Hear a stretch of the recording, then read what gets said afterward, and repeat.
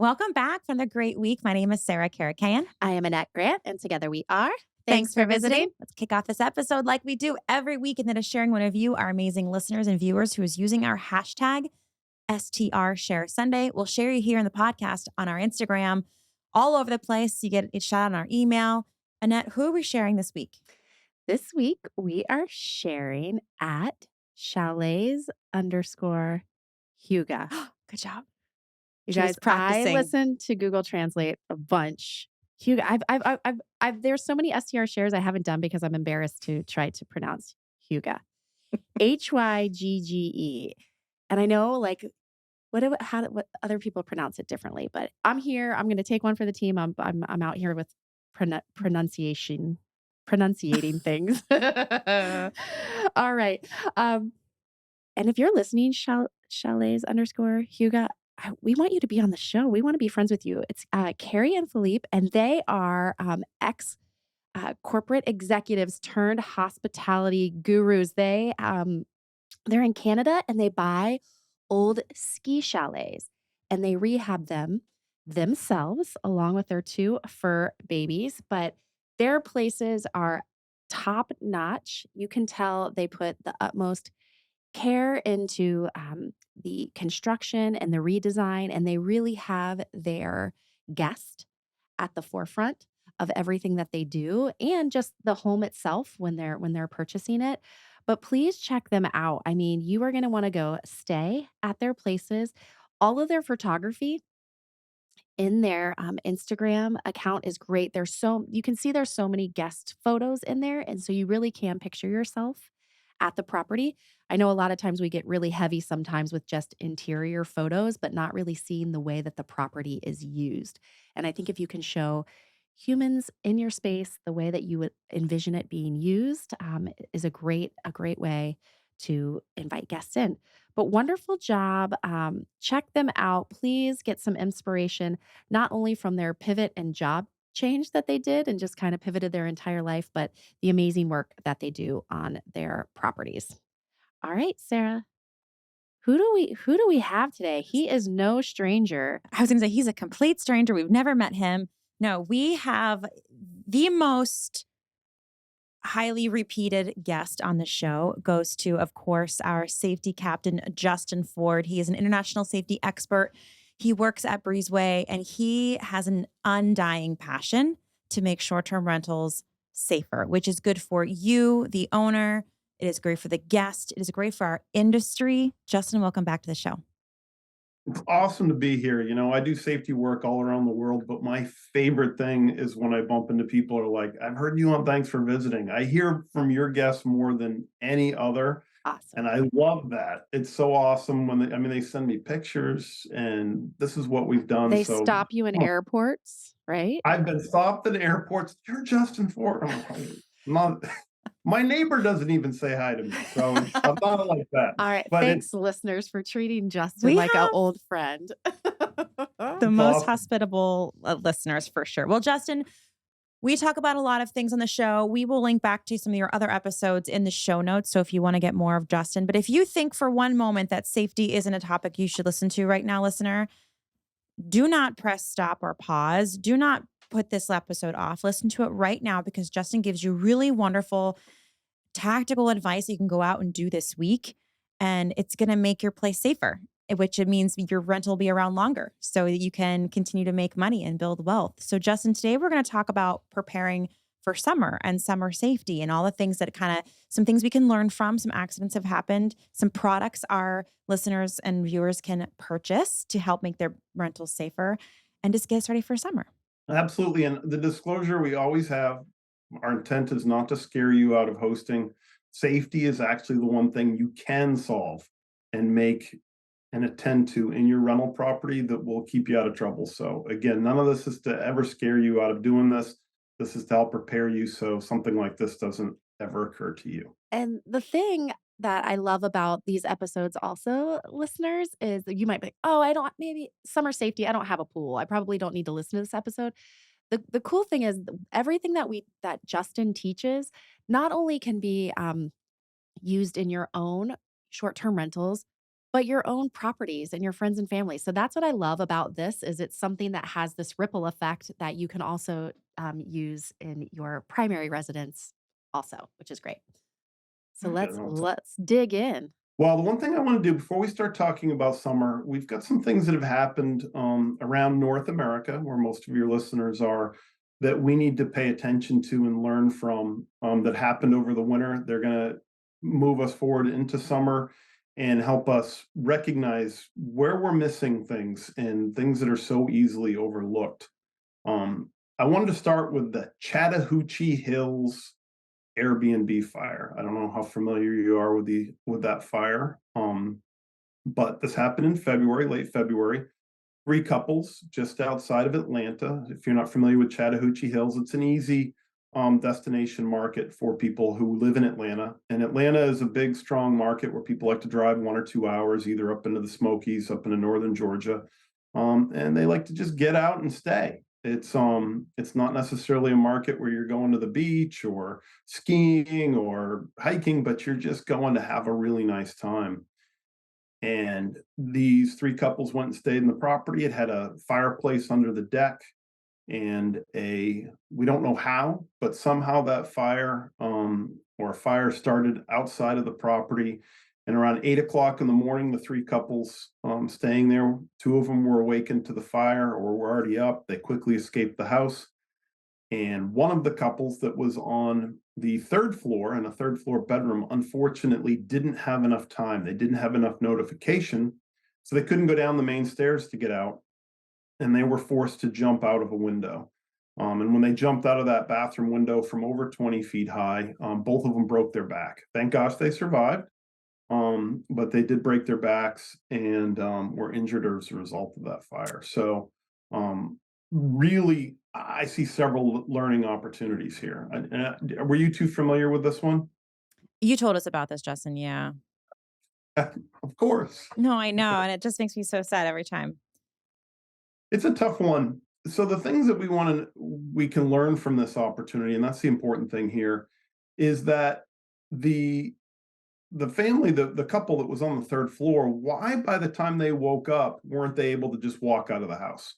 Well, were the smoke alarms interconnected? This is a really big point for interconnected smoke alarms, and we've talked about that in previous episodes. 85 decibels, no matter where a fire starts in your rental property, everybody should be able to hear it. So the fact that they couldn't walk down the stairs tells us that they didn't get enough early notification to get out. Number two is when they were forced to get out of the property, how come they had to jump? Why from over 20 feet did they have to jump? Well, they didn't have an escape ladder. And we've talked about that on previous episodes. It's $50 for an escape ladder, sign on the door, be able to throw that out. And someone, actually, one of your listeners was talking to me about this incident not long ago, and they're like, "Why didn't they tie the bed sheets together?" Which is a logical thought. Rapunzel, let's climb down out of the window. You don't have that kind of time. These Right. new modern houses, this was a new home. It was a roughly $2 million home, new construction.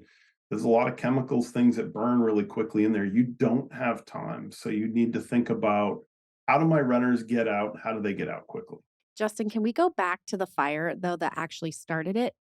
What Yeah. could so it, the fire was outside? It was Yes. okay. Are there some things that we could put to help extinguish fires? You know, if they're a fire pit, or what can we do? What can we supply guests with to help them actually make sure that the fire is extinguished outside?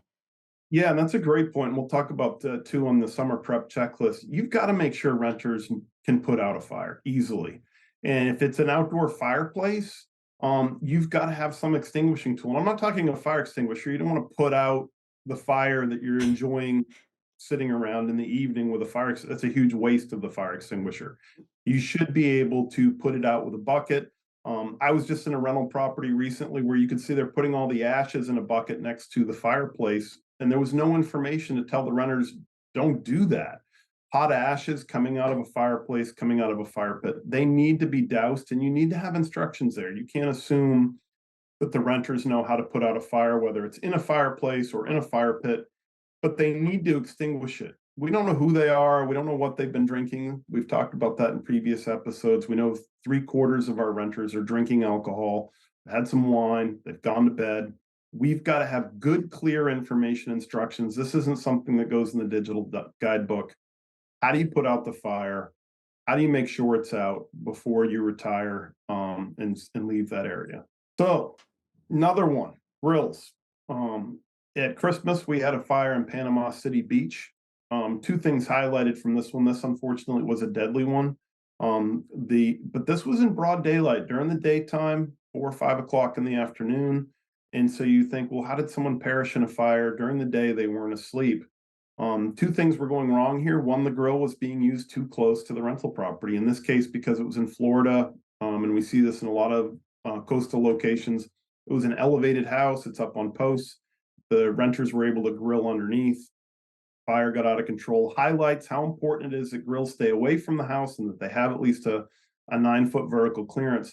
But then, even when the house caught on fire, 4 of the occupants escaped, the 5th one didn't. She was overweight. She was unfortunately not in a position where she could escape easily. And it's a reminder to us that our renters aren't you and me. They're not two healthy ladies, 5'3". I think you're 5'3". Maybe you're a little shorter, Sarah. They're not a healthy guy like me, 6'5". You may have a 350-pound renter who's staying with you. You may have an elderly grandmother who's 85 years old who moves very slow. You may have a 2-year-old. We've got to think about guests of all ages and all sizes occupying our properties and make sure that they can all escape timely if they need to. Are the stairs easy to come and go? Can they easily open the windows? Can they easily get out? Justin, I know that we talked about this a lot, but I wanna go back to this really quick because my eyes, I see it everywhere now, grills, either up against a home or on the, underneath a deck or patio. How can how can we as hosts make sure that our grill is not moving? Like, we might put it in the correct spot, but guests can, "Oh, it's raining. I wanna move this underneath, underneath the deck."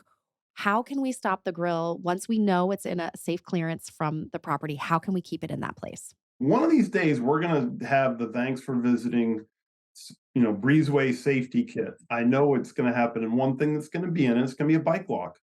You need to have bicycle lock cables. They're so useful for so many different things. And one of them is for putting the grill in place.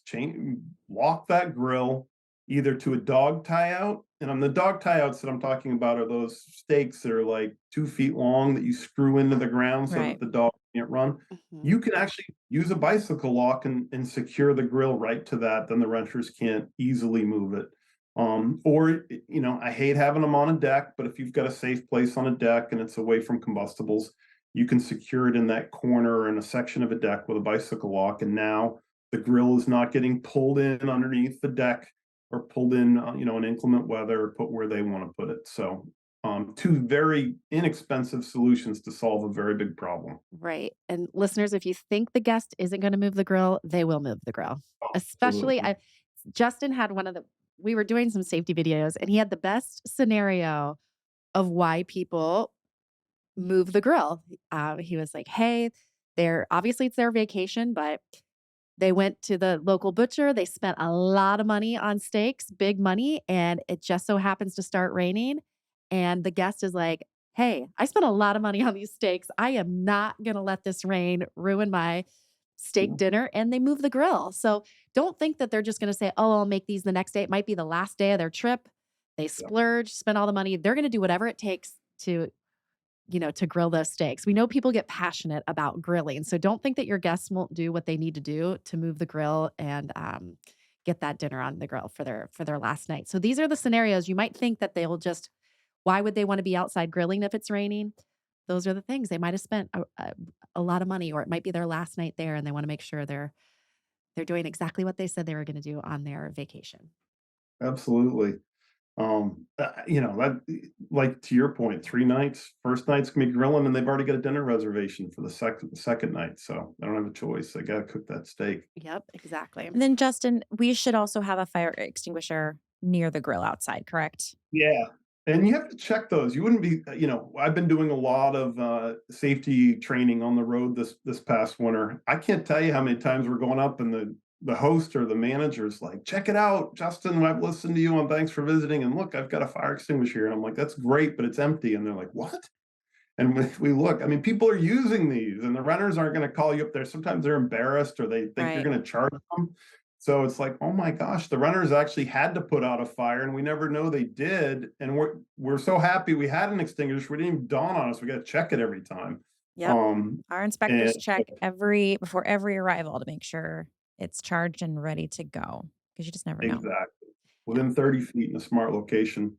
Actually, The speaking of, before we got on this episode, I was talking about our podcast producer loves Justin Ford because he's learned a ton from him because he's listened to all the episodes and Justin was at our live event. But our podcast producer had this exact scenario happen where the grill fire, like he wasn't him or his friend, I'm not sure, they weren't used to the grill, and they had this scenario happen. And they felt like they were pretty veteran grillers, but the grill caught fire because they weren't used to it. And he obviously was referencing a Justin Ford episode, but this happens and this happens to people, and like you said, like you might not even know that this happened to your guests because they want to put it out and move on. They don't want to tell the host, "Hey, we started a fire at your house." They want their 5-star review also. Right. So, uh, Exactly.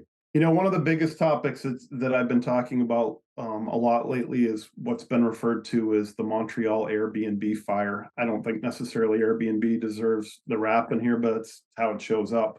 I was on Canadian National Radio getting interviewed on this one a couple of weeks ago, and Montreal has taken a huge push on this. This was an arbitrage situation. This was an example of someone who's rented out long-term rental units. They were doing it in an area of Montreal, old Montreal, where you're not allowed to rent out property short-term. And in many cases, the windows were glued shut, or in many cases, the rooms didn't even have windows. There was no legal egress.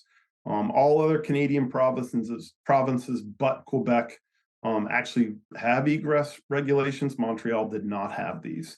And unfortunately, 3 or 4 Americans died, 3 Canadians died. This is something we don't talk about a lot because we're always talking to you as hosts. We don't usually talk to you about as guests. And this is a really important thing to take up because I think you'll agree many of your hosts actually and your listeners actually stay in Airbnbs too. Right. I stay in Airbnbs. I'm trying to book one in Los Angeles right now. So it's really important to think about your own safety when you come into these. If there's no egress, you're not staying there. You need to speak up. And even in some of the reviews, if someone had just read the review from a guest in February earlier that said, this is not a safe place, there are no windows in my unit, and thought we need to elevate this. No one did. I wish they had. This tragedy wouldn't have happened. So really, again, highlights the importance when you're staying at a property. If you see something that's not safe, you've got to bring it to people's attention. Airbnb has over 1,000 people dedicated to trust and safety. In fact, their trust and safety office, one of their offices is in Montreal. And if they know that there's something not safe at the property, they'll shut it down immediately for bookings until they have adequate proof to know that it's been addressed. And they're more focused on that now than ever before because there's been so many incidents lately. Wow. just we have a lot of listeners I know that do transform, let's say, closets into Oh, bedrooms. no. I know that I know. happens, especially in homes that have like really large primary Yeah. um, bedrooms and closets. Can they make those safe at all? Is it They possible to make can. those safe? Yeah, they can, and we see sleeping areas all the time. I call them they're sleeping areas. Yeah, They're not that's a what I was better, gonna say. Not a bedroom, a sleeping area. Okay. not a bedroom or a loft. I see so many lofts. Ooh, Um, yeah. Let's talk. those Let's are talk about that. Those are very common yeah. sleeping areas and lofts. Just you go into those, close the door, cover your eyes, and imagine yourself escaping from those first and foremost, or in a loft. I mean, where's the heat and smoke go first? It goes to the loft. If in a closet, I was just at a rental where you had to go through the bathroom and they converted a walk-in closet. So now not only was there no window, but you have to go through a bathroom to get out to a hallway, to get out to a bedroom to escape. I mean, it's a coffin. And so If you're going to do that and you're going to break it's the law, Canada, US, you can't do that. But if you're going to break it for heads and beds, you got to make sure the renters have the earliest, best possible notification with smoke alarms so they can get out. You shouldn't do that, but if you're going to do it, at least make sure you've got like 20 interconnected smoke alarms there so they know how to get out. But it's not expensive. Do the math. Yeah.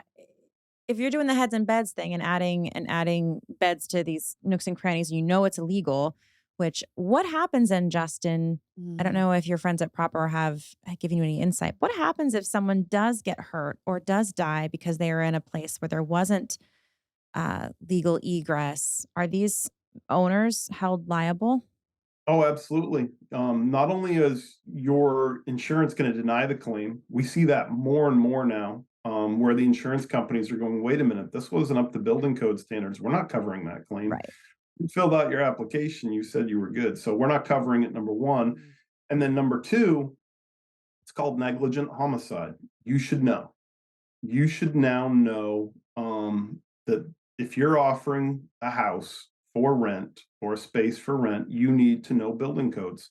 And that's why I'm here. That's why you're here. We're delivering that message. We give you access to all this information. So it's really easy to learn all this stuff, but you need to know it. And it doesn't take long to learn it. Hopefully you appreciate this, Justin. But listeners, I took Justin's advice to heart so much that for a few months I was co-hosting some properties that did not have legal egress. And the ones that could have legal egress, that there were windows, but you couldn't open them all the way and have enough square footage to get out. Um, the ones that didn't have legal egress and wouldn't remove the beds, I offboarded them. I'm not working with them anymore. And the other ones that did, we replaced the windows so they are legal. And then on top of that, we have escape ladders and cute baskets right by the window. We don't cover them up. You can see them, but they're in a cute basket. So, but that's how much it mattered to me too as an operator, because then Montreal gets this, that's what hits the newsstands and what have you. And then as an industry, we're unsafe. We're not professional. We don't, we don't take safety seriously. And so people are going to be afraid to stay with us. So I also give you permission if you're co-hosting, that you don't have to do that. There are plenty of properties out there for you to work with, partner with, make money with, and doesn't have to keep you up at night like it was me. It's a quick math equation, and I like to tell people this all the time. How much is your property renting a night? How many weeks a year? You look over 10 years, you're going to generate $1 million in revenue. $4,000 to put in an egress window and make it legal, Yeah. even if it's $8,000. I mean, that's like 0.015% of the income that the property is going to generate over the next 10 years. And you've just made an investment, a very small investment, to ensure that people are going to survive when. I say this, it's not if, it's when an accident or incident happens at the property. Right. Right. All right, Justin, let's keep moving. How about the High Springs gas explosion? What happened there? Yeah, that just happened in Florida. That's going to lead into the spring checklist as well. A squirrel chewed through a gas line, What? and when it chewed, yeah, and so this is one of these really tough ones. So in Mexico, where we're seeing a lot of gas explosions and incidents, they don't require sleeved gas lines, and what that means is the copper gas line that leads into the property has a plastic sleeve around it so that it's protected, doesn't get crushed, all that stuff.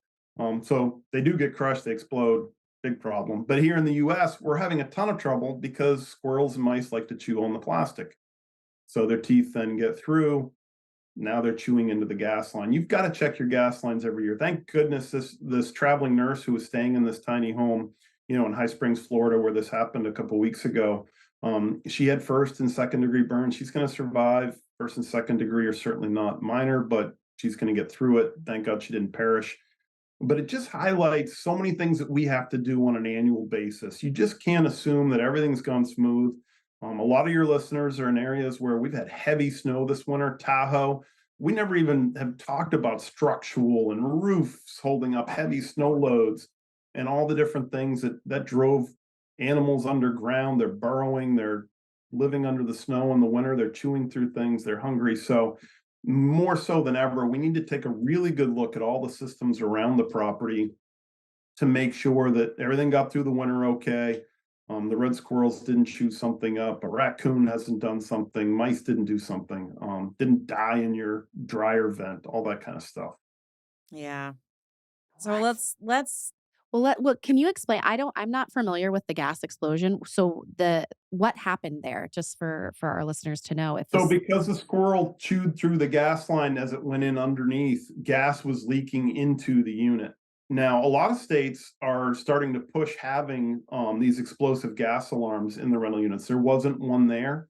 And so it doesn't take long for enough gas to come in there. And whether or not it's turning on the pilot to the stove Okay. or a furnace is igniting, all of a sudden you have an explosion because gas is leaked in there. So that highlights, one of my favorite products from First Alert, which is only in the $40 range. You've got to have carbon monoxide alarms throw in the gas detector.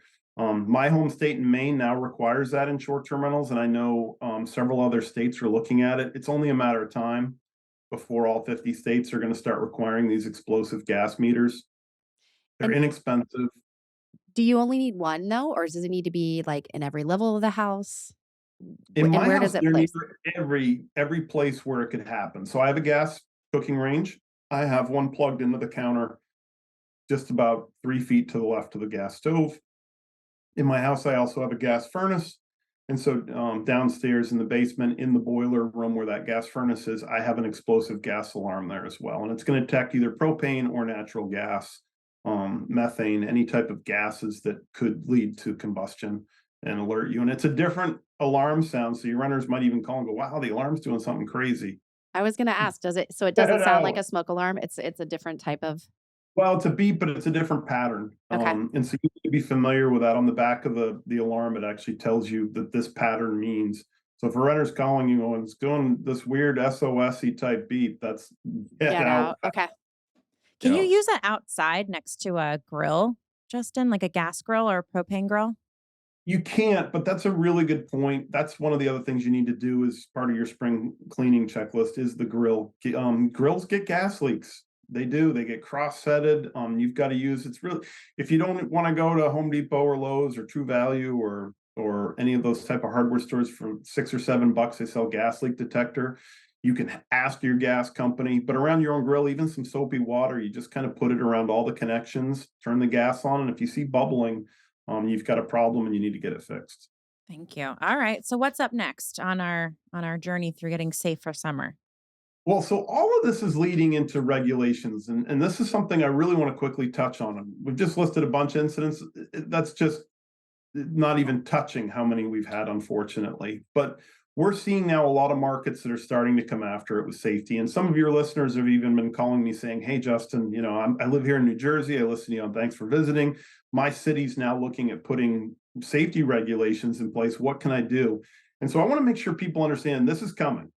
In 3 years, I think we're going to be there where everybody's starting to see safety regulations. So it's more important than ever now that you're getting ahead of it. Yes, new construction, if you're thinking about building your own brand new Airbnb, please put in a fire sprinkler system. I don't think it's necessary to convert to it. It's very inexpensive now. A friend of mine just built his new home. It's $6,000 added onto the price tag of a $400,000 construction job to add a fire sprinkler system. So smart. But if you don't have that, now is the time to embrace it, put it together. And when you're going to these city and town meetings where the fire chief's saying, hey, we're going to put these in place, say, I already have. Raise your hand. Be an advocate that wasn't that hard to do. And it isn't that hard to do. Safety regulations, I believe, are good and they weed everything else out. So as we lead into spring and you're starting to see these meetings pop up, make sure you embrace safety. Safety regulations are good for your community. Perfect. We can do, I mean, Annette and I, we drive anywhere. She's pointing out safety issues. The sprinkler system, that's a really I will say that's the first time I've thought about that. If you're doing a new construction, if it's Yeah. that minimal of a cost, why not? Even for your own safety. I mean, that's like it's just an interesting thing that I hadn't thought about A before. lot of hosts in Vermont. Vermont's been doing a lot of stuff with regulations. I talked to a host in Killington recently who listens to your episode, and they just put a sprinkler system into their, and they're using PEX tubing now. It's inexpensive to retrofit a vacation rental that they had. It was $12,000. That may sound like a lot to him. He actually verbalized it. 3 weeks of rental. I don't Mhm. have to worry about my, and it dropped his insurance rates in the long Right. term. Oh, wow. Oh, He that's dropped a them. I So no, I like that you're putting the investment of yes, the egress or the sprinkler system into that long term. I mean, it's an amenity for yourself, but there's the repercussions of A, like you said, the insurance coming down, peace of mind, which is priceless. It really over the the length of you owning the home and hosting guests, it becomes, you know, pennies on the dollar then for each nightly reservation if you're going to make the Well, investment. I was gonna say too, when if and when you sell a property, like my owner who did put in the egress windows, she did make that investment. I mean, that's just gonna make it that much more attractive to a potential buyer too. So you can think of it that way. I mean, I know Justin, you've mentioned it can be marketing for the Mhm. listing, but I'm also thinking on that exit strategy. Hey, we have these third floor apartments and they've got egress windows. They are legal. So you won't yeah, have any issues, Mhm. should regulations change and they really crack down on those sorts of things. So, but other than, Justin, what other challenges are you see facing? Like, why aren't our hosts getting more hip? I don't know what word I want to use to safety and implementing these changes, or what is the vibe you're getting? Because I know this is what you do day in and day out. they are. People are definitely tuning in, and I'm really impressed. I was talking with someone who's out in Oregon recently, and she changed the narrative in her community. The narrative was, we don't want short-term rentals. We don't have enough long-term apartment rentals here now. Short-term rentals have taken that over. There's parking issues. There's party trash issues.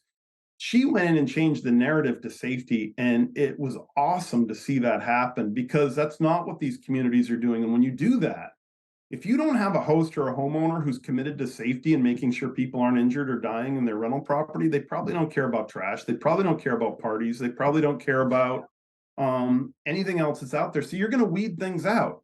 If you've got these properties that can't meet the safety standards as a short-term rental, they're not going to meet it as a long-term either. Right. But at Mhm. least now the homeowner's going, all right, I guess I should switch back to long-term. And now you've added some long-term into a market. It's good from a competitive reason. Now there's less inventory in your market, but you're the star because, hey, come stay at my property. I've done all the safety regulations, which means I care about this community. And so change the narrative, change it away from, we'll get rid of your parking and trash issues as soon as we get your rental property safe. Let's do that first. Yeah, I love that. We get to Yeah. send this Oregon host our way. She sounds like a real Star. star. All right, Justin. So spring checklist. I know our Spring check. listeners are going to be excited to like check things off their list. Listeners, maybe we can even put this into some sort of um, download for you. I think I can do that. Yeah, we'll put together a sheet. So based on everything we just heard, everything that happened this winter, first and foremost, get those windows open. If you can't open those windows easy, the renters can't, especially you got the older homes, they've swelled up. You painted them shut over the winter, whatever it may be. Get the windows open, make sure that all the blinds are working. Mhm. That is the way out. Should be the first thing you do. Open the windows up, let that spring air in, fresh air, clean the property out. Windows are all working, everything's working great. And then, of course, next, we can't have anybody die on the property. So let's make sure all our smoke alarms, CO alarms, if you didn't do it when the time changed, if you had a really busy winter season, now is the time to get in there and make sure all your alarms are working. It's the most important thing. People can't stay in your property until you know all the smoke, all the CO, all the heat detectors. Remember, you got to have heat detectors in your garage or attic spaces, that they're all working. And then I know you do this, Annette, because you have so much lawn. I see so many different clothes on you every time I see you. I know you're cranking your dryer.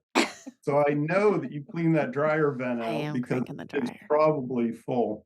Especially if it had a lot of snow around it this winter. I think you had some. Did you guys get snow in Columbus? Not It that was actually much. a light winter, but regardless, we'll still Yeah. check it.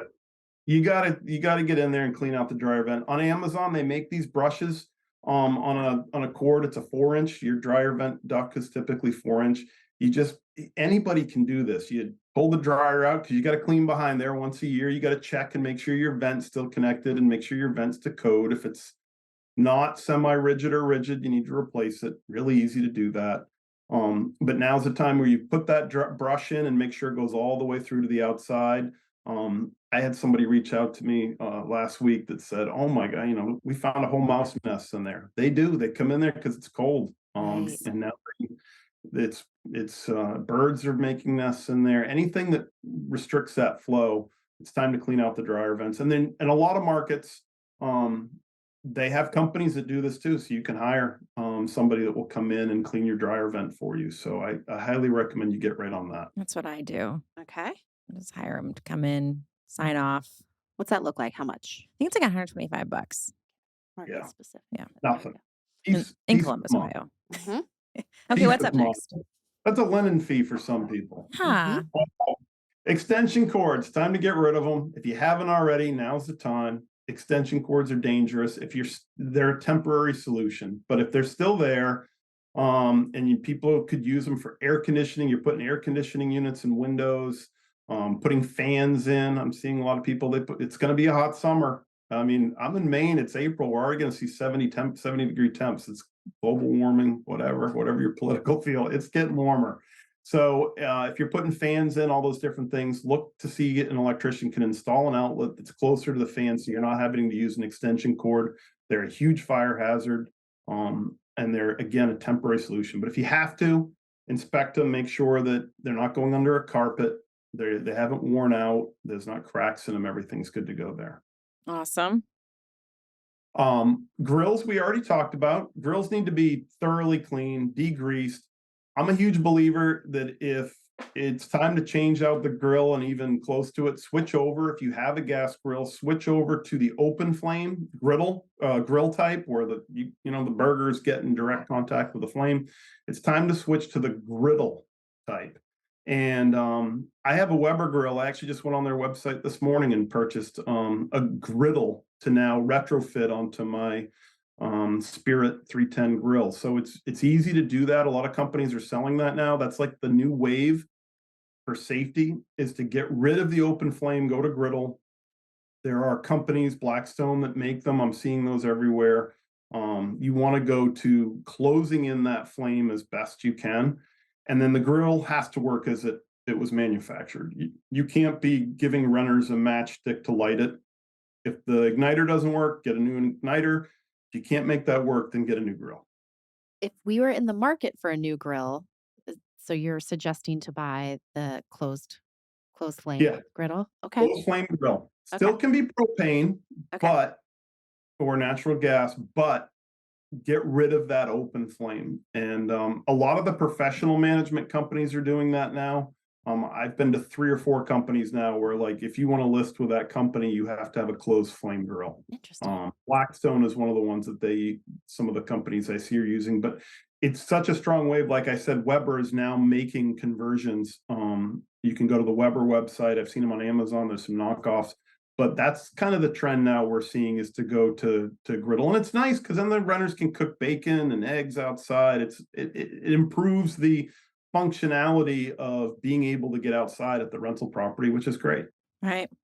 All right. And then fire pits, we kind of touched on that, making sure we made one together, Justin, at the You vacation did? rental. I have it was a black bucket, and we stenciled on the words fire extinguisher, and our inspectors would put water in it before every guest arrival. So it was very clear, like right next to the fire pit. Well, not right next, but right next to where all the Yeah. seats were, and they could see it and then they could put it out. Yep. Or, have a hose nearby and a sign Mhm. that's on the hose that says, please use this hose to extinguish the fire pit.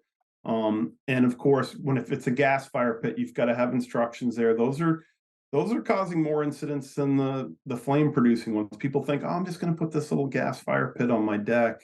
Be very careful with that. One, if it's movable, they'll move it. Mm. And 2, you want to have notices up there that this is not like to be left unattended. You've got to watch kids. It's the kids that are roasting marshmallows that fall into them. You shouldn't be allowing anybody to cook or do any type of marshmallow roasting on a gas fireplace on a deck. They're not designed for that. The instructions say don't do that. You certainly don't want renters doing that either. Nice. It's for ambience. Be safe about it. Get some signs in. And while we're on the deck, furniture. It's Furniture at rental properties is a huge cause of incidents, not just the tip over incidents. If you haven't secured your furniture inside the house, you've got to do that, but outside too. If you've got the type of deck furniture that you need to take an Allen wrench to it 2 or 3 times a season to tighten it, might be time to now upgrade and get some stuff that doesn't need that. Anything that involves an Allen wrench or having to tighten all the time is not great quality anyway. It shouldn't be used at a rental property, in my belief. But if you are going to continue to do it, you've got to get out there and tighten it up. And they make thread locker. You can go to any auto parts store or hardware store. It's like a little blue glue that you just wrap around the screws, take them out, tighten them back in, get them locked in so that when your renters are sitting on that nice patio chair or the stool that's outside around the nice little bar area, tiki bar you've made, that they're not going to fall. Which listeners, I'll attest to this. So there's, that I don't know who makes it. I don't want to throw them under the bus, but there's this like very specific wood chair that everyone on Instagram has been putting around their fire pits or around their I know that pools. chair. It's not impossible to get comfortable. in and out of. It is not comfortable, impossible to get in and out of. But so people are leaving them out all winter because people want to sit out by the fire pit, during the winter time, at least here in Ohio. And then these chairs are getting worn and they're a good quality, but we had a couple guests, break them because they shouldn't have been left out all winter. So even if it's a good quality, they're not meant to take all that weather abuse. Make sure you're the right kind of piece of furniture if you want them to be out during the elements and whatnot. If you don't remember and never heard episode 1 the first time I was on with you, the whole reason I got started in this was because of an incident that happened to me personally at a property I had with a hammock. You've got to make sure those S hooks are really tight and secure. Any of these swings and hammocks and all these different type of outside chairs, you sit on it and have your friend sit on it with you. Really do a good load test. Make sure that they're going to be safe for your renters to use this summer season. All right. How about first alert, Justin? So first alert, you and I were talking, I was with you guys in Columbus a few weeks ago. I've become a massive fan of First Alert. That's all it's in my property. I don't have there's no code. I'm not getting anything for this. I need to talk to them. I'm going to be at the NFPA conference with them in Las Vegas in June, and I'm going to try and get something. But anyway, in the meantime, the cool thing I like about First Alert is they haven't had a single recall on their product since 2006. It's impressive. And no one else in our industry who makes safety products can say that. Kitty can't say that. That Nest, Google, whatever, smoke alarm, I hate those, that. They don't score very well. I wish hosts would stop using those. First Alert continually, and sometimes they're marketed under the name BRK. BRK actually owns First Alert. But those are the products you need to have in there. So First Alert makes the 3 best smoke alarms: the dual sensor, interconnected dual sensor, battery operated, and now they do a 10-year dual sensor one as well. So those are the ones that I really like the most because they're such good quality. They also make the combination explosive gas and carbon monoxide alarm, and I'll make sure I'll send links for all those. So if you're shopping for new products for safety, they also make a great fire extinguisher, the Pro 5 or 50, referencing a 5-pound fire extinguisher. Great fire extinguisher to have. So highly recommend them. Awesome. And then last but not least on the spring safety checklist, we've got hot tub and pool safety. So again, last year, another record year for pool drownings. If you've got a pool or a hot tub, you've got to secure it. For $20, $30, you can make a locking cable that secures your hot tub cover so the runners can't get in. The gates have got to latch and closed over the winter time. They may have come out of shape. If you're in Florida, it's state law. The gates have to self-close on their own. There's a lot of local markets, Outer Banks, where they have to self-close. Because of that, you need to do that everywhere. I don't care if you're on Nantucket where they don't require that. You need to do that. You owe it to make sure. You have to put a water watcher program in place. If you have pools, it's inexpensive. You can start a water watcher program for $1. You just take a card, punch a hole in it, and put a piece of string through it and say, wrap this around your wrist. You're in charge of watching the pool. Make sure you have those on your kitchen counter when the guests arrive. So really important. And lastly are chemicals. We saw a big incident over the winter in Florida where a British couple got Legionnaire's disease in a hot tub. And that really highlights that you need to properly maintain the chemical balance in your hot tub or pool, and you can't just figure it out. You can't read the instructions. You can't do it because you've always done it at home. If you don't have a professional maintaining your hot tub or pool chemicals, then you need to get certified yourself. There's some different programs online to do that.